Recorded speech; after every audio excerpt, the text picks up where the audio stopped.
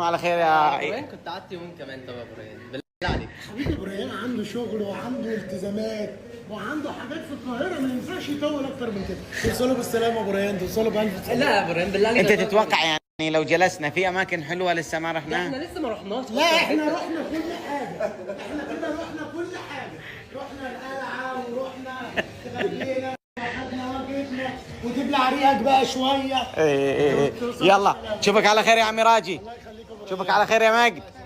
فمان الله يا حبيبي، فمان الله يا حبيبي. السلام عليكم.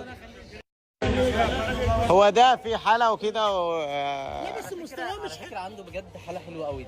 انتوا لازم تجربوها، انا جيته قبل كده والله بجد. حبيبي يا حبيبي ابراهيم عم يزوم ما بياخدش سكر كتير.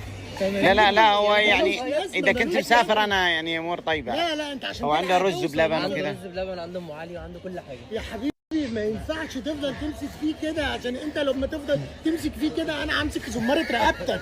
فخلاص يعني خلاص الراجل عايز يتوكل على الله يمشي.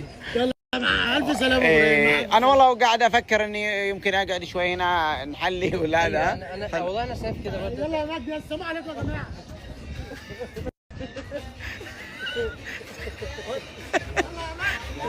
الحق اخوك يا مجد، الحق اخوك يا مجد، لا ياكل علقه.